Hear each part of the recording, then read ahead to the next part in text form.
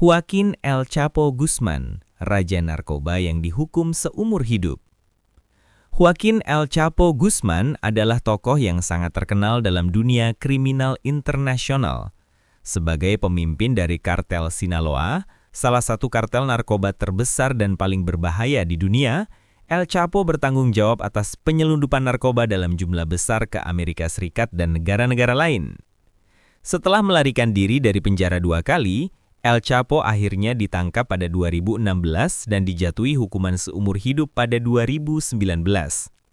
Meski sudah dijatuhi hukuman, El Chapo tetap menjadi salah satu buronan paling dicari karena banyak yang percaya bahwa dia masih punya pengikut yang loyal yang berusaha membebaskannya. Uniknya, El Chapo dikenal dengan cara-cara cerdik dalam melarikan diri dari penjara. Salah satunya dengan menggali terowongan yang mengarah langsung ke kamar mandi di penjara. Kelemahan terbesar El Chapo adalah kepercayaan dirinya yang sangat tinggi. Namun, meskipun dia kini berada di penjara super maksimum, kartelnya masih terus beroperasi secara global. Yang belum banyak orang tahu, di balik reputasi brutalnya, El Chapo memiliki kebiasaan bercocok tanam dan bahkan memiliki hobi bertani. Ketika masih bebas, ia sering menghabiskan waktu di tanah pertanian miliknya. Ayman al-Zawahiri, pemimpin Al-Qaeda yang menyebarkan teror.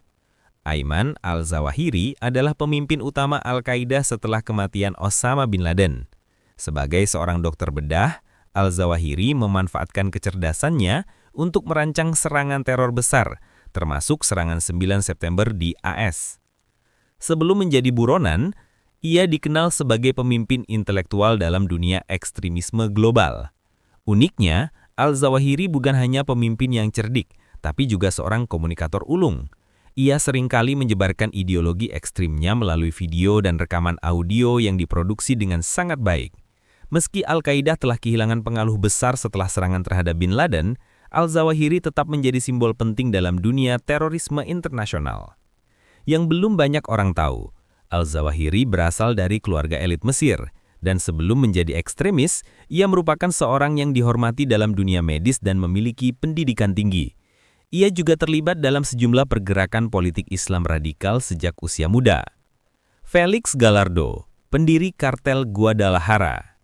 Felix Gallardo adalah pendiri kartel Guadalajara yang menjadi cikal bakal kartel Sinaloa dan beberapa organisasi kriminal besar lainnya di Meksiko.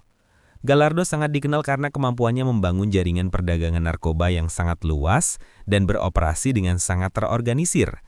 Ia diidentifikasi sebagai pelaku utama dalam perdagangan narkoba dari Meksiko ke AS dan negara-negara lain. Uniknya, Gallardo memiliki kemampuan diplomatik yang sangat baik yang membuatnya dapat menjalin hubungan dengan banyak pihak, termasuk pejabat-pejabat penting di Meksiko. Bahkan ia dikenal sebagai El Padrino, The Godfather, karena pengaruhnya yang sangat besar di dunia bawah tanah. Yang belum banyak orang tahu, Gallardo awalnya adalah seorang petugas polisi, tetapi karena keserakahannya, ia beralih menjadi pengusaha narkoba yang sangat sukses. Kini, meskipun sudah tertangkap dan dipenjara, beberapa bagian dari kartelnya tetap beroperasi. Joseph Kony, pemimpin Lord's Resistance Army. Joseph Kony adalah pemimpin dari kelompok pemberontak yang dikenal sebagai Lord's Resistance Army yang terkenal dengan praktik kejam seperti penculikan anak-anak, pemaksaan untuk bertempur, dan perbudakan seksual. Kony telah menjadi buronan internasional sejak 1990-an. LRA dikenal karena menggunakan anak-anak sebagai tentara dan menyebarkan teror di Uganda, Republik Afrika Tengah, Republik Kongo, dan Sudan Selatan. Uniknya, Kony seringkali mengklaim bahwa ia berbicara atas nama Tuhan, menjadikan dirinya sebagai pemimpin spiritual bagi pasukannya. Meski secara fisik sudah sangat tua dan beberapa kali dilaporkan luka, Kony tetap berhasil menghindari penangkapan selama bertahun-tahun berkat metode bersembunyi yang sangat sulit dilacak. Yang belum banyak orang tahu, Kony sangat percaya pada ilmu hitam dan seringkali menggunakan ritual magis untuk memotivasi pasukannya, serta mengklaim bahwa mereka dilindungi dari serangan peluru melalui kekuatan supranatural. Daud Ibrahim, raja narkoba yang mengendalikan dunia kriminal.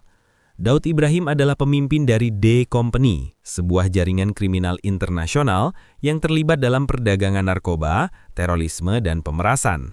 Dikenal sebagai teroris internasional, Ibrahim terlibat dalam sejumlah serangan besar, termasuk serangan bom Mumbai 1993 yang menewaskan lebih dari 250 orang. Selain itu, ia juga mengendalikan perdagangan senjata dan perdagangan manusia di seluruh dunia. Uniknya, meskipun dikenal sebagai kriminal kelas kakap, Ibrahim memiliki pengaruh yang sangat luas di dunia bawah tanah, dengan hubungan kuat di Pakistan dan sejumlah negara lain.